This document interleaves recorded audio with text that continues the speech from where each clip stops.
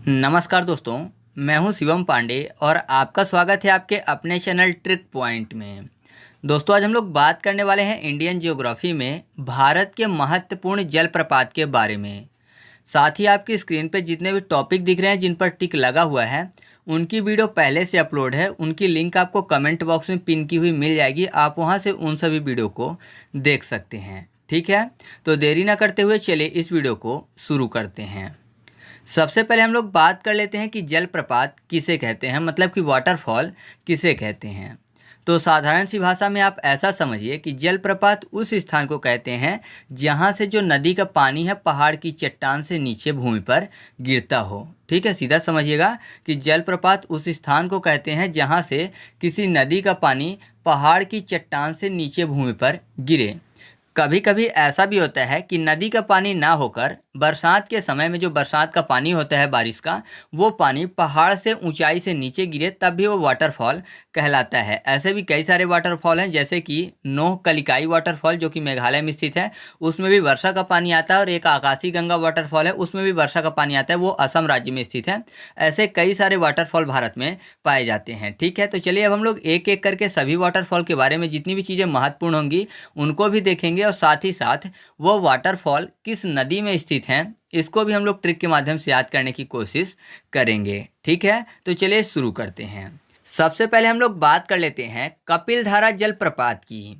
जो कपिलधारा जलप्रपात है वो मध्य प्रदेश के अमरकंटक जिले में नर्मदा नदी में स्थित है। ठीक है, याद रखिएगा कि मध्य प्रदेश का जो अमरकंटक जिला है वहाँ पर नर्मदा नदी में ये स्थित है। आपको पता भी होगा कि जो नर्मदा नदी है वो मध्य प्रदेश के अमरकंटक से ही निकलती है।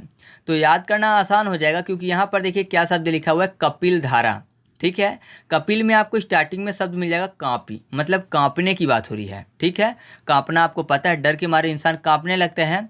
और नर्मदा में आपको शब्द मिल जाएगा ना मुर्दा, मतलब मुर्दे की बात हो रही है, डेड बॉडी की बात। तो जाहिर सी बात है बहुत सारे लोग डेड बॉडी से डरते हैं, और अगर अकेले छोड़ दिया जाए उनको डेड बॉडी के साथ तो वो कांपने लगेंगे। तो कांपना फॉर कपिलधारा। तो आप ऐसे याद रखिएगा कि कपिलधारा जलप्रपात किस नदी में स्थित है, नर्मदा नदी में स्थित है। ठीक है, इसके बाद हम लोग बात कर लेते हैं धुआंधार जलप्रपात की। जो धुआंधार जलप्रपात है वो मध्य प्रदेश के जबलपुर जिले में नर्मदा नदी में ही स्थित है। तो फिर से नर्मदा में आपको मुर्दा शब्द ढूंढना है और धुआंधार में धुआं शब्द।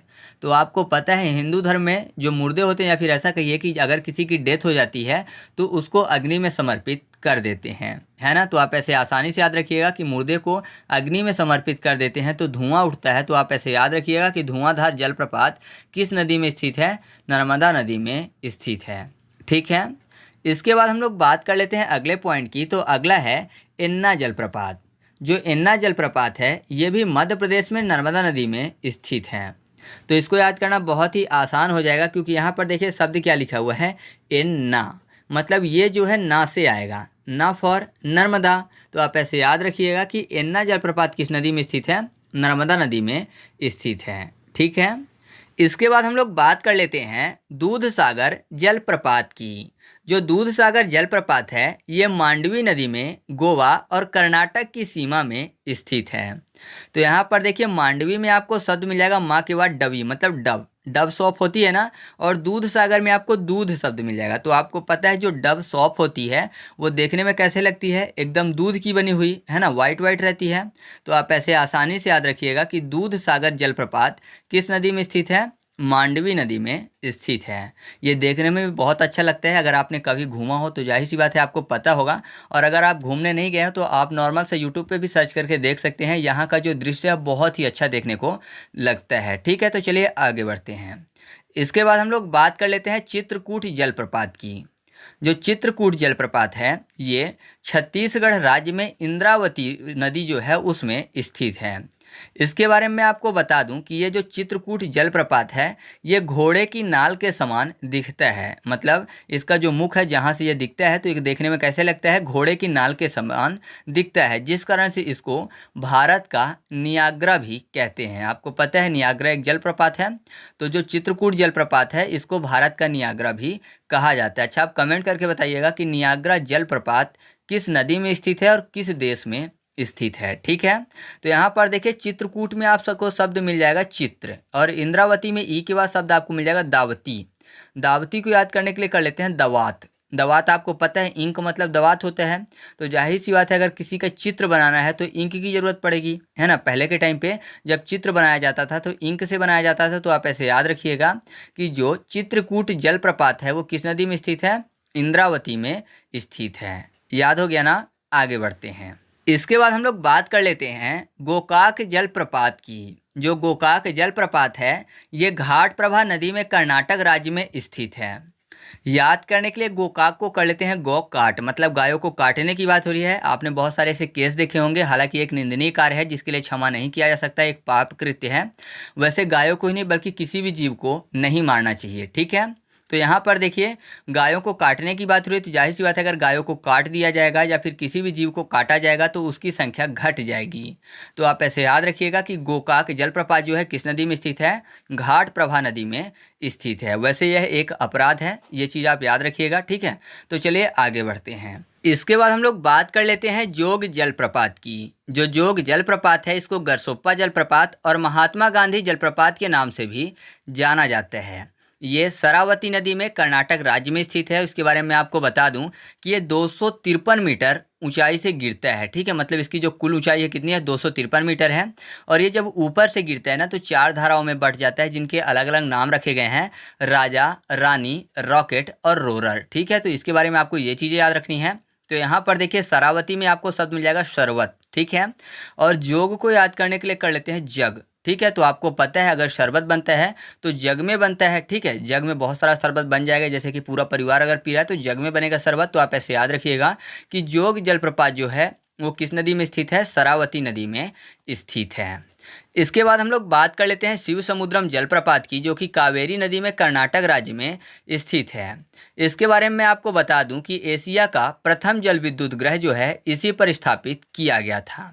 तो यहाँ पर देखिए शिव समुद्रम में आपको शब्द मिल जाएगा शिव, और कावेरी को याद करने के लिए कर लेते हैं कावड़। ठीक है, मतलब यहाँ पर कावड़ शब्द जो लिखा हुआ है ना तो याद करने के लिए कावड़ कर लेते हैं। तो आपको पता है जो कावड़ यात्रा होती है शिव भगवान से ही संबंधित है। तो याद रखिएगा आप ऐसे कि शिव समुद्रम जलप्रपात किस नदी में स्थित है, कावेरी नदी में स्थित है। ठीक है, इसके बाद हम लोग बात कर लेते हैं नोह कलिकाई जलप्रपात की। ये जो जलप्रपात है ये वर्षा के पानी के कारण बनता है और स्थित है मेघालय राज्य में। तो वर्षा का पानी है तो जाहिर सी बात है याद करने की जरूरत नहीं है क्योंकि किसी नदी पे स्थित नहीं है। तो यहाँ पर राज्य का नाम याद कर लेते हैं। तो कलिकाई में आपको शब्द मिल जाएगा काला। काई मतलब काया कर लेते हैं। काया मतलब क्या होती है, काले काया मतलब होता है शरीर का ऊपर वाला जो भाग होता है। ठीक है, स्किन की बात हो रही है तो काली काया होती है। और मेघालय में आपको शब्द मिल जाएगा मेघ। मेघ मतलब बादल। बादल कैसे होते हैं, एकदम कारे कारे होते हैं ना। तो आप ऐसे याद रखिएगा कि नोह कलिकाई जो जलप्रपात है किस राज्य में स्थित है, मेघालय राज्य में स्थित है। ठीक है, इसके बाद हम लोग बात कर लेते हैं हाथी जलप्रपात की। ये भी एक पर्वतीय जलप्रपात है। ठीक है, वर्षा के टाइम पे ज़्यादातर बनता है और यहाँ पर ये भी स्थित किस में है, तो ये भी मेघालय में स्थित है। ये वर्षा के पानी के कारण ही बन रहा है। तो यहाँ पर देखिए हाथी में आपको पता है जो हाथी होती है ज़्यादातर भारत में पाई जाने वाली जो हाथियाँ हैं वो काले रंग की होती हैं, है ना। और मेघालय मतलब मेघ। मेघ मतलब बादल। बादल भी काले होते हैं ज़्यादातर। तो आप ऐसे याद रखिएगा कि जो हाथी जलप्रपात है किस राज्य में स्थित है, मेघालय राज्य में स्थित है। ठीक है, वैसे मेघ का जो आकार होता है वो भी काफ़ी बड़ा होता है और हाथी का आकार भी बड़ा होता है। तो आप चाहें तो ऐसे भी याद रख सकते हैं। इसके बाद हम लोग बात कर लेते हैं आकाशी गंगा जलप्रपात की। ये जो आकाशी गंगा जलप्रपात है ये असम राज्य में स्थित है। ठीक है, इसमें भी किसी नदी का हाथ नहीं है इसके बनने में। तो यहाँ पर देखिए असम की बात हो रही है और आकाशी गंगा। ठीक है, तो आकाशी मतलब आकाश शब्द, आकाश मतलब आसमान, आसमान मतलब असम। ठीक है, आसमान असम दोनों मैच करते हैं ना। तो याद रखिएगा आकाशी गंगा जलप्रपात जो है किस राज्य में स्थित है, असम राज्य में स्थित है। इसके बाद हम लोग बात कर लेते हैं कुंचिकल जलप्रपात की। जो कुंचिकल जलप्रपात है ये वाराही नदी में कर्नाटक राज्य में स्थित है। ये भारत का सबसे ऊंचा जलप्रपात है। इसकी जो ऊंचाई है वो है 455 मीटर। ठीक है, याद रखिएगा कि ये भारत का सबसे ऊंचा जलप्रपात है। कुंचिकल में आपको शब्द मिल जाएगा चिकल। याद करने के लिए कर लेते हैं चिकन। तो चिकन किस में बनेगा, कराही में। कराही फॉर वाराही। तो आप ऐसे याद रखिएगा कि कुंचिकल जलप्रपात जो है किस नदी में स्थित है, वाराही नदी में स्थित है। ठीक है, इसके बाद हम लोग बात कर लेते हैं बरेही पानी जलप्रपात की। जो बरेही पानी जलप्रपात है वो बुध बलंग नदी में उड़ीसा राज्य में स्थित है।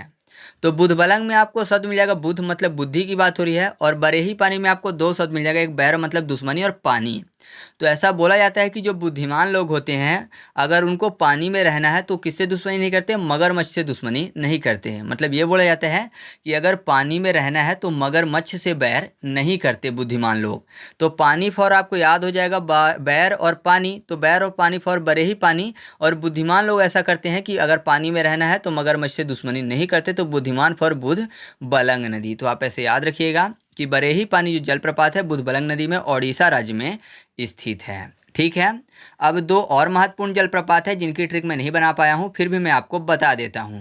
पहला है हुंडरू जलप्रपात जो कि स्वर्णरेखा नदी में झारखंड राज्य में स्थित है। याद करने के लिए आप ऐसा भी बोल सकते हैं, हुंडरू में आपको डमरू शब्द ढूंढ लेना है, हुंडरू डमरू।